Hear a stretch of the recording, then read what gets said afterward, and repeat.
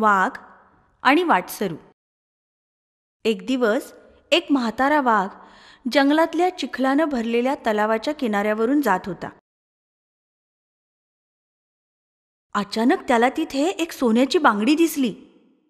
चला आपल्या जवळ नेऊन ठेवूया, कधीतरी कामी येईल.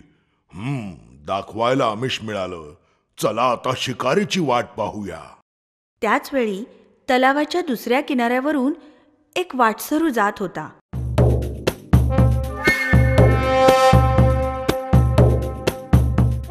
वाघाची नजर त्या वाटसरूवर पडली.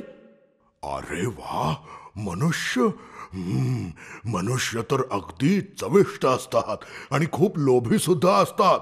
अरे ऐक जरा, अरे तुला सोन्याची बांगडी पाहिजे का? मला तरीचा काहीच उपयोग नाही. सोन्याची बांगडी? अरे वा, खूपच सुंदर. पण नको, या बांगडीसाठी आपला जीव धोक्यात कोण घालेल? त्यांनी काही वेळ विचार केला.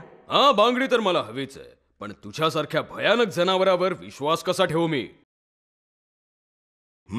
तुझी शंका तर योग्यच आहे. आधी मी खूप वाईट होतो, पण एका संन्याशानं माझं जीवन बदलून टाकलं. तू खुशाल इकडे ये आणि ही बांगडी घेऊन जा. संन्याशी?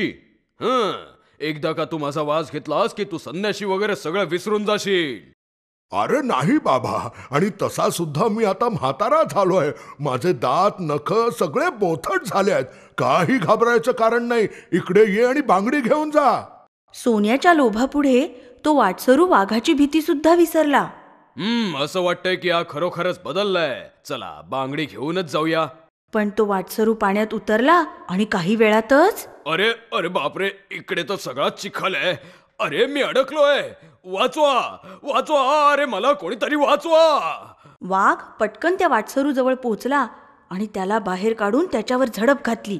अरे देवा, किती मूर्ख आहे मी. माझ्या लोभाने तर माझं आयुष्यात संपवून टाकलं.